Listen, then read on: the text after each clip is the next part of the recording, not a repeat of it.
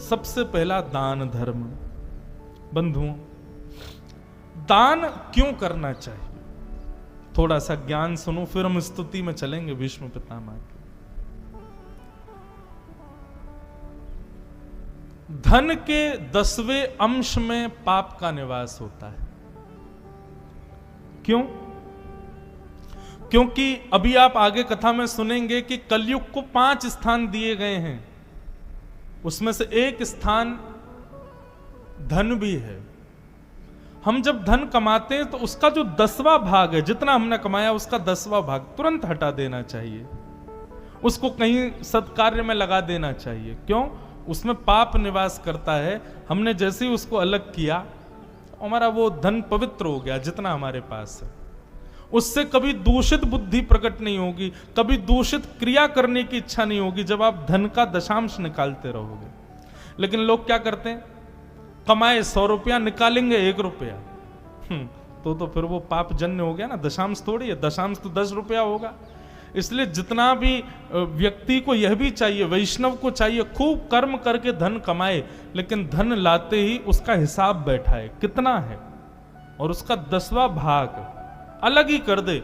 ये कहां प्रयोग करना है? ये ठाकुर जी की सेवा में, ब्राह्मणों की सेवा में, संतों की सेवा में, असहाय लोगों की सेवा में, गरीब कन्याओं के, गरीब लोगों के उपकार में, भगवत सेवा में इसका प्रयोग। उसका प्रयोग अपने लिए नहीं होना चाहिए, उसमें पाप का निवास है। अब एक बार एक व्यक्ति ने मुझसे प्रश्न किया, महाराज जी हम अपना पाप किसी और को दे देते हैं, उसको पाप लग जाता होगा। अरे नहीं, आपने धन किसी और को दिया तो उसके पास जितना गया उसके दशांश में पाप है, उसको उतना दशांश निकालना है, सबको निकालना है। आपने किसी को 100 रुपए दिए तो उसको 10 रुपए निकालने चाहिए उसमें से। पाप उसके लिए 100 रुपया कमाई है ना, आपके लिए तो 1000 में से 100 था, उसके लिए 100 में से 10 है। दशांश दान करना चाहिए। दुनिया में सबसे श्रेष्ठ दान क्या है? ज्ञान का दान, सद्भाव का दान, सद्विचारों का दान। हो सकता है कि आप 5-6 साल में मेरी शक्ल भी भूल जाओ, लेकिन यहां कहीं कोई अच्छी बात वो जीवन भर आपको याद रहेगी। व्यास जी की शक्ल तो याद नहीं आ रही हमको, लेकिन उन्होंने एक बात अच्छी बताई थी। तो ज्ञान सदा आपके हृदय में। अच्छा, एक और बात, दान श्रेष्ठ कौन सा? जो कभी खर्च ना हो, यह भी कह सकते हैं। जो खर्च हो जाए वो दान श्रेष्ठ नहीं। आपने किसी को दिया और उससे कभी खर्च ना हुआ, वो दान श्रेष्ठ।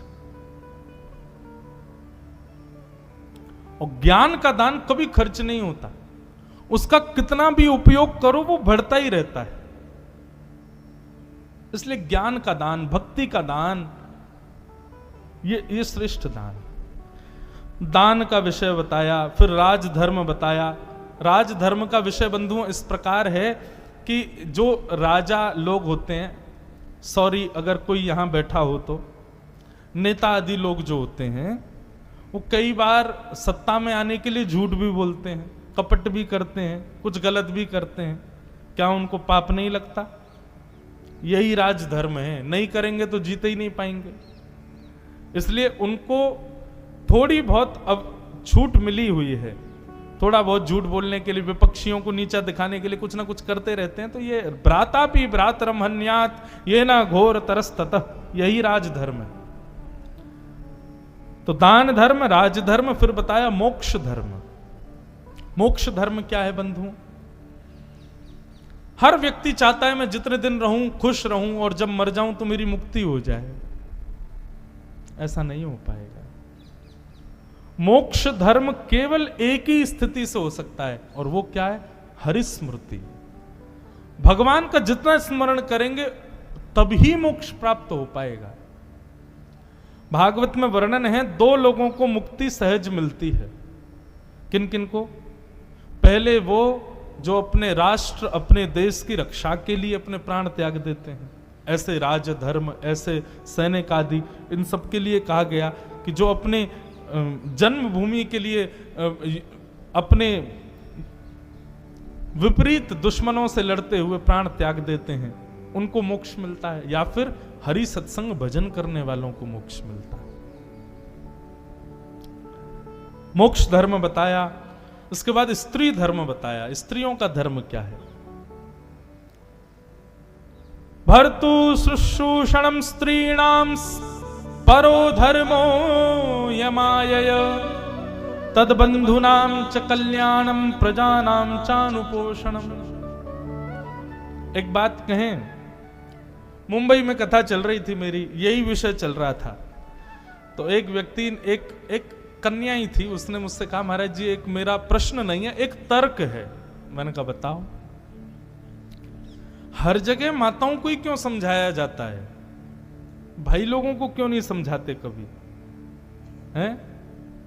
वहां मानस जी में देखो तो वहां पर भी स्त्रियों को समझा रहे हैं। आज आप भागवत में भी 5 धर्म बताए, उसमें पुरुष धर्म नहीं बताया आपने। दान धर्म बताया, राज धर्म बताया, मोक्ष धर्म बताया, स्त्री धर्म बताया, भगवत धर्म। स्त्रियों को ही क्यों समझना है, पुरुषों को क्यों नहीं समझना?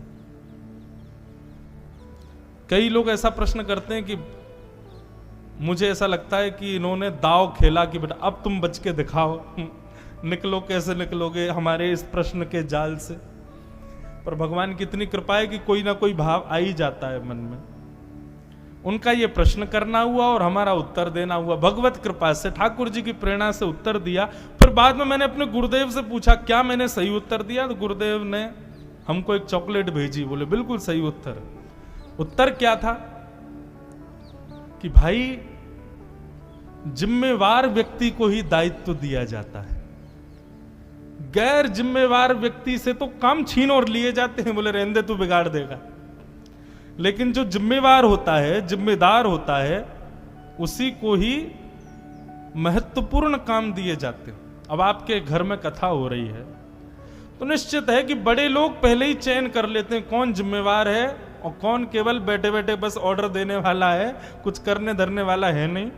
तो जिम्मेवार व्यक्ति को ही कहा जाता है भाई तू वहां चला जा, ये कर देते, देख ले, संभाल लेना, इतने सारे मेहमान आएंगे, किसी को दिक्कत नहीं होनी चाहिए, कुछ नहीं, ये सब ठीक है। ठीक उसी प्रकार बंधुओं, सृष्टि चलाने की सबसे बड़ी जिम्मेवारी मातृशक्ति को है। पुरुषों को जिम्मेवारी ज्यादा नहीं है, जिम्मेवारी माताओं की ज्यादा है। सही बता रहे हैं, घर का माहौल अगर सुखद है वो पुरुष के अच्छे होने से हो ही नहीं सकता, वो मां के अच्छे होने से ही हो सकता है। बेटा का स्वभाव अच्छा है, पति का स्वभाव अच्छा है, बच्चों का सबका स्वभाव अच्छा है, तो निश्चित है। मैं कई बार कईयों के एयरपोर्ट पर बेटे, परिवार के बेटे लेने आते हैं, तो उनके बच्चों को ही देख के समझ जाता हूं कि मां निश्चित ही इनकी स्वभाव जन्य है, इसीलिए बेटा ऐसा है। तो जिम्मेवारी ज्यादा है माताओं के ऊपर, इसलिए हर जगह माताओं को ही समझाया जाता है।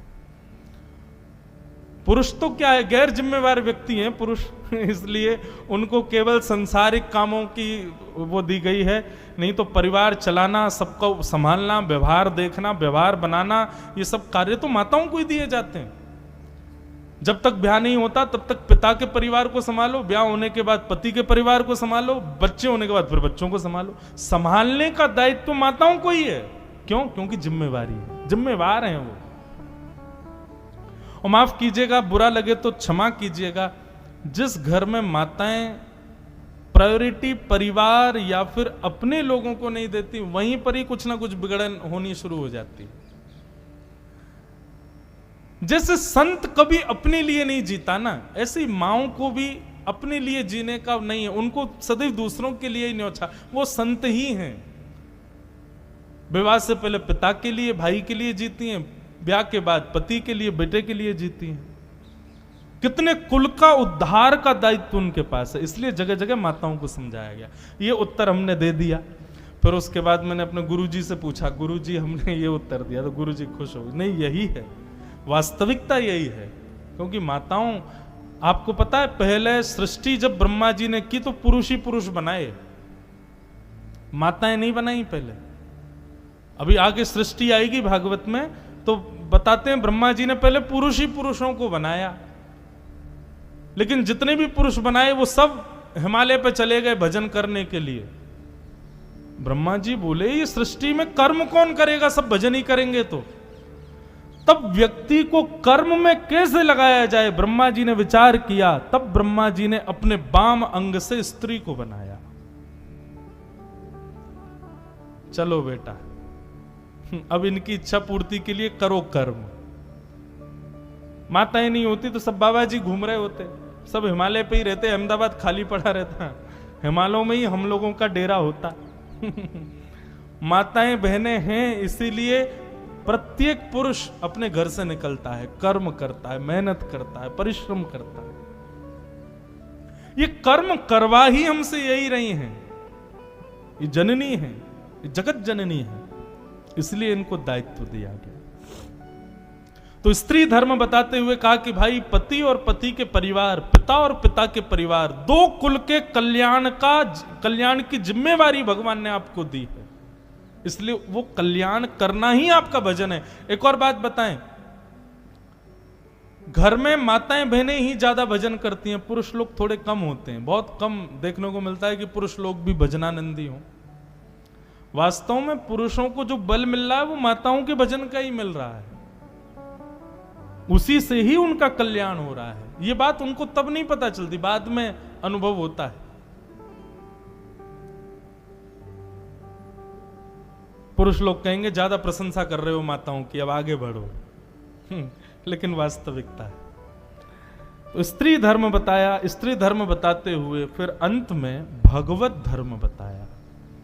भगवत धर्म मतलब भक्त का धर्म। भक्त का धर्म क्या है? सुबह उठने से रात्रि सोने तक जो कुछ भी करे सब भगवान को अर्पित करे, और वही करे जो भगवान को अर्पित किया जा सकता है, उसके अतिरिक्त कुछ भी ना करे।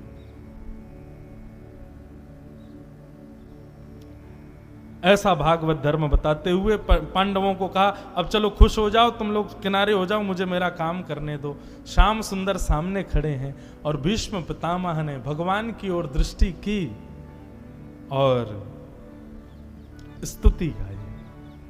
संस्कृत में है भीष्म स्तुति, पर बहुत सुंदर है। मैं 4-5 श्लोक गाऊंगा। एक बात कहें बंधुओं, यदि कोई व्यक्ति भीष्म स्तुति को याद कर ले, रोज अपने ठाकुर जी को सुबह सुनाए और रात्रि सोने से पहले सुनाए, तो ये बात निश्चित है कि उसको अपने संपूर्ण जीवन काल में एक ना एक बार प्रत्यक्ष श्याम सुंदर प्रकट होकर दर्शन देंगे ही देंगे। ये भीष्म स्तुति का प्रमाण है। और यदि ठाकुर जी यदि पूरे जीवन में नहीं भी आ पाए, तो निश्चित याद रखना, जब अंतिम श्वास निकल रही होगी ना, उस समय ना तो बच्चे दिखेंगे ना परिवार दिखेगा, उस समय ठाकुर जी निश्चित सामने आ जाएंगे। ये भीष्म स्तुति का प्रमाण हमने पूरी गाई है, YouTube पर है, आप लोग वहां सुन लिया करो, ठाकुर जी को सुनाया करो।